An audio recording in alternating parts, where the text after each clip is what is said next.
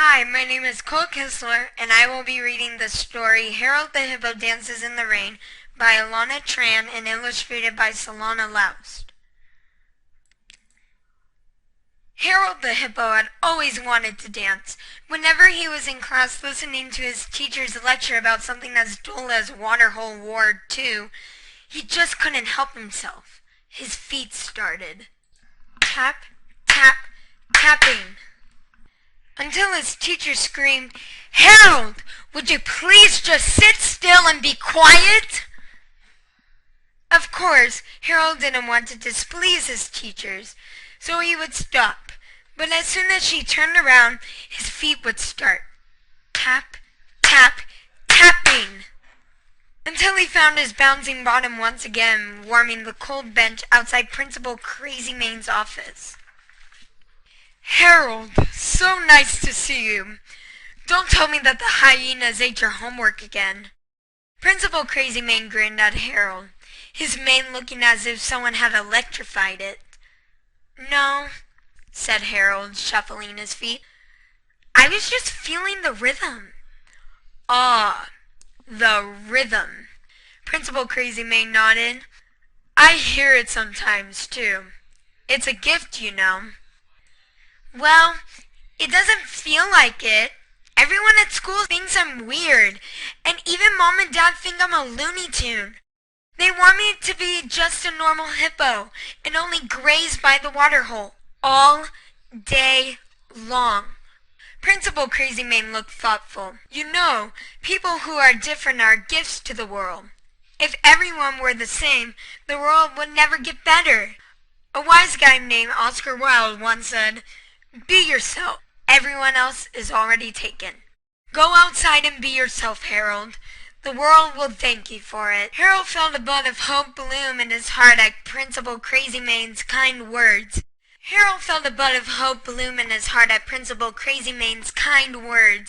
But before he could mold the message over in his mind, further like a roasted hot dog, the school horn blasted, and Harold quickly thanked Principal Crazy Mane before heading off to visit his favorite water hole. It was farther away than the other water holes, so he usually had it to himself. Harold loved visiting it to dance and think. There, no one could make fun of him. As he raced beneath the sun and sky, he felt the rhythm of the gold savanna beneath his hooves. And because he was alone, he knew at last he could dance. He let his feet fly until they were tap, tap, tap, tapping, like rain on the desert sand. It was pure joy. Suddenly, a different kind of tapping permeated his consciousness, and Harold turned to see a bright pink flamingo clapping her wings and smiling at him. "Encore!" she cried. "Who are you?" Harold shouted in surprise.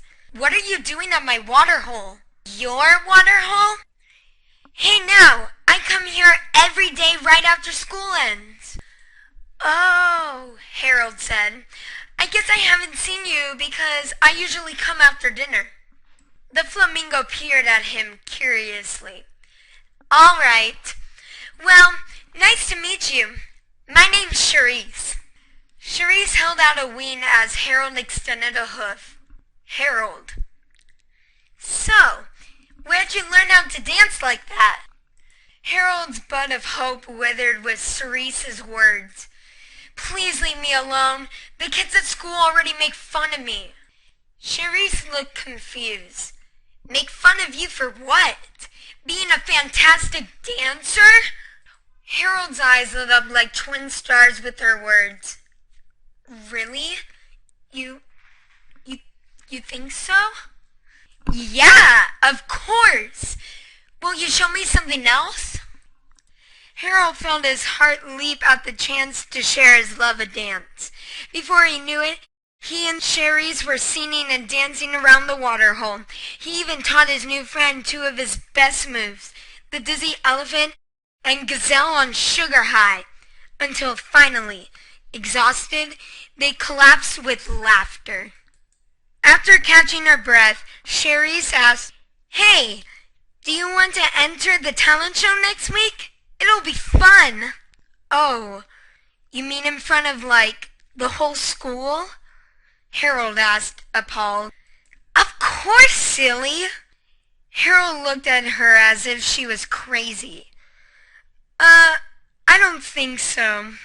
After a long pause, Sherry said quietly, Harold, you need to stop worrying about what other people think and start doing what you love. Harold took Cherise's wing in his hoof. Okay.